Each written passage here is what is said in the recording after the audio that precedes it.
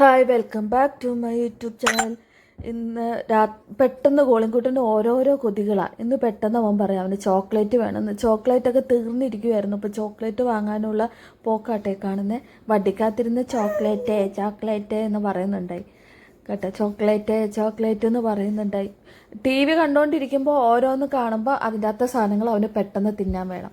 അങ്ങനെ കൈയും പിടിച്ച് ഭയങ്കര അവൻ്റെ ഇതിൽ പറഞ്ഞുകൊണ്ട് പോവുക. ചോക്ലേറ്റ് വേണമെന്നും പറഞ്ഞുകൊണ്ട് പോകുന്ന ഓരോ കാര്യങ്ങളൊക്കെ പറഞ്ഞുകൊണ്ട് പോവുക. അവിടെ ചെന്ന് കഴിയുമ്പോൾ എന്തൊക്കെയാണ് കാണിച്ചു കൂട്ടുന്നതെന്ന് അവനും തന്നെ പറയത്തില്ല.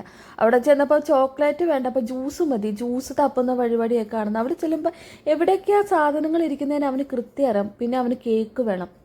ഇപ്പം അവൻ്റെ പരിപാടി എന്നും കേക്ക് വാങ്ങിയിട്ട് അവൻ്റെ ബർത്ത്ഡേ ആണെന്ന വിചാരം. കേക്ക് കട്ട് ചെയ്യുന്ന ഒരു വിചാരം മാത്രമേ ഉള്ളൂ.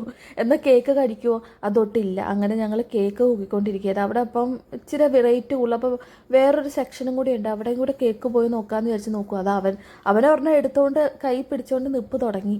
അത് നോക്കിയപ്പോൾ ഇവിടുത്തെ റേറ്റ് കണക്കാണ്. പിന്നെ ഇത് തന്നെ എടുക്കാമെന്ന് വിചാരിച്ചു. ഇത് കണ്ടപ്പോൾ ഇച്ചിരി നല്ലതുപോലെ തോന്നി. പിന്നെ ഇവിടെ ഒരു പുസ്തകം വെച്ചിട്ടുണ്ട്.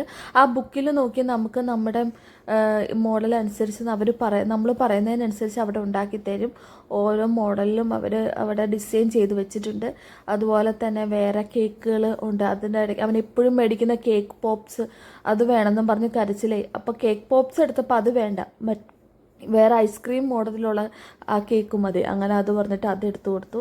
അപ്പോൾ അത് കഴിക്കുന്നതായി കാണുന്നത്. ഐസ്ക്രീമാണെന്നും പറഞ്ഞ് നക്കി നോക്കുന്നതായി കാണുന്നത്. ഞാൻ ഐസ്ക്രീം അല്ലെന്ന് പറഞ്ഞപ്പോൾ കടിക്കുന്നുണ്ട്. അതിൻ്റെ ഇടയ്ക്ക് അവന് കുറച്ച് ജെല്ലി മുട്ടായി എടുത്തു. പിന്നെ ഇവിടെ വന്നു കഴിഞ്ഞാൽ കോളുംകുട്ടൻ ആ കാറ് വാങ്ങാതെ ഒരു ദിവസം പോലും വീട്ടിൽ പോയിട്ടില്ല. കാറിരിക്കുന്ന സെക്ഷനിൽ നിന്ന് ഞങ്ങൾ പരമാവധി അവനെ മാറ്റിക്കൊണ്ടുപോയാൽ അവിടെ എത്തുമ്പോൾ കൃത്യം അറിയാം. അപ്പം അവിടുന്ന് 2 കാർ അവൻ എന്തായാലും എടുക്കും. പിന്നെ ചേട്ടാ വേഗം ഞങ്ങളെ കൊണ്ടുവന്നാലേ അവിടെ